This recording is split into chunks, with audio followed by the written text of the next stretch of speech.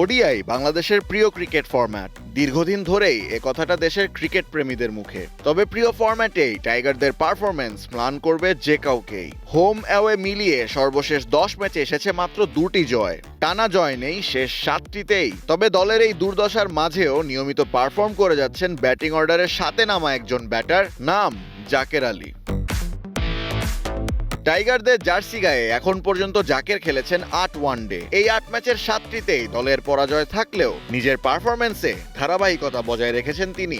8 ম্যাচে 52.50 গড়ে জাকেরের সংগ্রহ 315 রান। রয়েছে ওয়েস্ট ইন্ডিজ, ভারত এবং শ্রীলঙ্কার বিপক্ষে হাফ সেঞ্চুরি। তাছাড়া 6 ইনিংসে স্কোরবোর্ডে 30 রান লেখান এই উইকেট কিপার ব্যাটার। তাছাড়া ফার্স্ট ক্লাস ক্রিকেটেও 55 ম্যাচ খেলে 40 ছুঁই গড়ে করেছেন 3199 রান, যার সিংহভাগই এসেছে মিডল অর্ডারে ব্যাটিং করেই। তাই আলোচনায় আসছে এমন ধারাবাহিক ব্যাটার সাথে না নেমে আরো উপরে নামলে হয়তো আরো বড় স্কোর করতে পারতেন। এই আলোচনা আরো জোরালো হচ্ছে মিডল অর্ডারের সাম্প্রতিক হতশ্রী পারফরম্যান্সের কারণে। লিটন দাসের শেষ 8 ম্যাচে 4টি ডাক, দশক ছুঁতে পারেননি একবারও। নতুন অধিনায়ক মিরাজও অনিয়মিত, শেষ ম্যাচে ডাক।